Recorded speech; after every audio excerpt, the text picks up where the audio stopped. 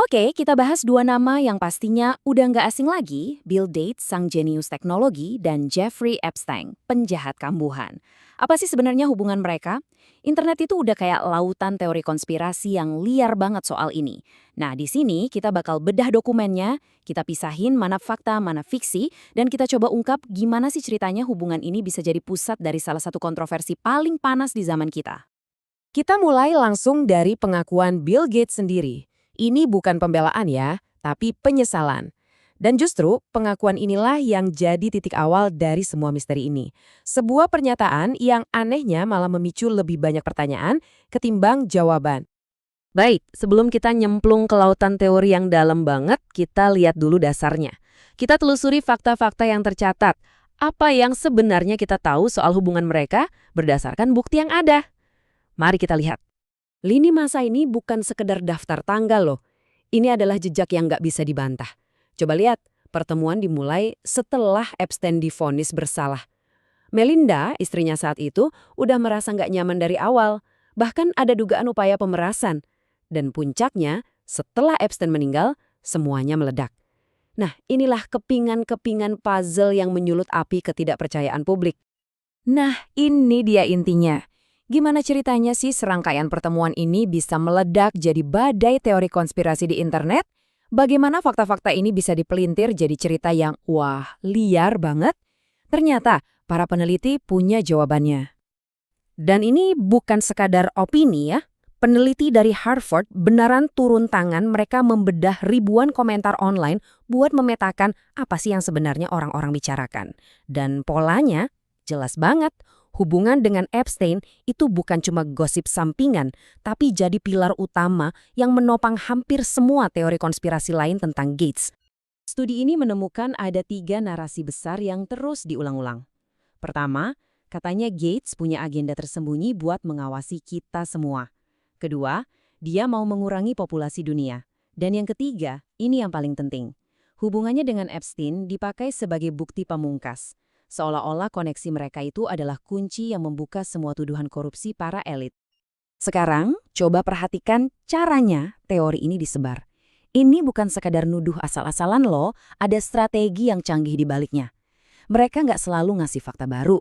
Justru keahlian mereka itu adalah menimbulkan keraguan, terus menghubung-hubungkan titik yang sebenarnya nggak nyambung, dan mengutip informasi secara selektif, ngambil secuil-secuil aja buat memperkuat cerita mereka.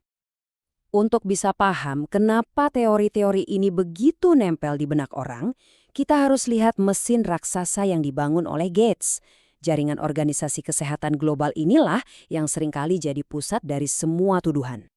Jadi, bisa dibilang ini adalah arsitektur 2 pilar. Ada Gavi yang tugasnya menyebarkan vaksin ke seluruh dunia, terus ada Cepi yang tugasnya menciptakan vaksin baru secepat mungkin. Di atas kertas, ini kan sistem yang dirancang buat menyelamatkan nyawa. Tapi, di mata para kritikus, ini adalah sistem dengan kekuatan yang luar biasa besar dan nggak terkendali. Dan kita ngomongin skala yang nggak main-main. Miliaran dolar. Duit segitu banyak mengalir lewat jaringan ini.